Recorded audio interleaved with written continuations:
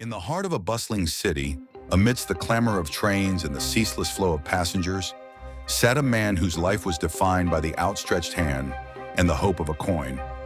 He was a beggar, a fixture at the railway station, surviving on the generosity of strangers. Each day he navigated the crowded platforms, approaching travelers with a humble plea for alms. His days were monotonous, his existence a cycle of hope and disappointment.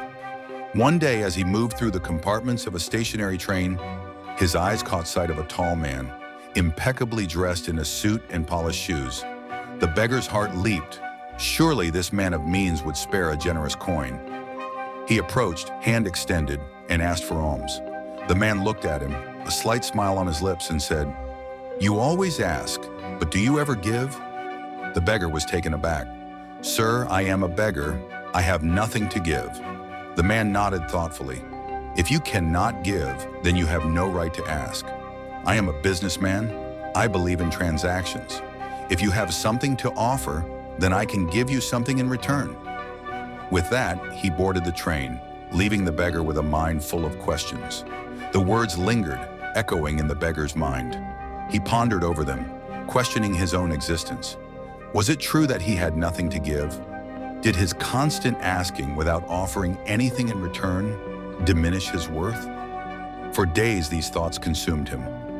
On the third day, as he sat near the station, his eyes fell upon a cluster of flowers blooming by the tracks. An idea sparked. He could offer these flowers to those who gave him alms. It was a small gesture, but it was something.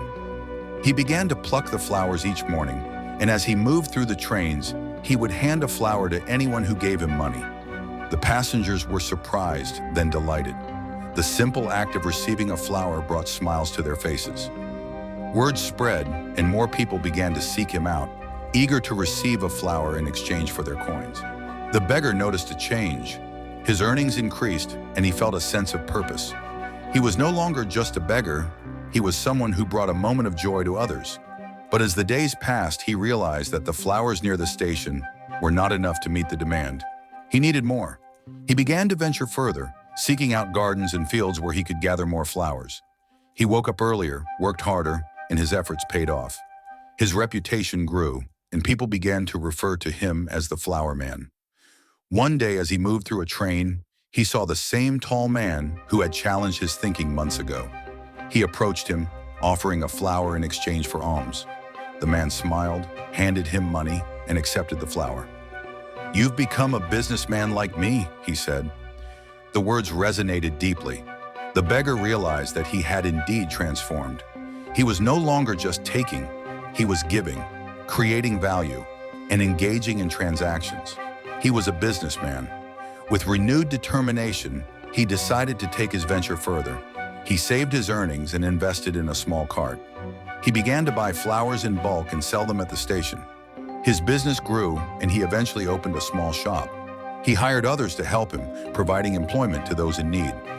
6 months later, dressed in a suit and polished shoes, he boarded a train to another city to explore new business opportunities. As he settled into his seat, he noticed a familiar face across from him. It was the businessman. "Do you recognize me?" he asked. The man looked puzzled. "I'm not sure," the former beggar smiled. "We met twice before. The first time, you told me I had nothing to give. The second time, you said I had become a businessman. Today, I am a successful flower trader, thanks to your words." The businessman was astonished.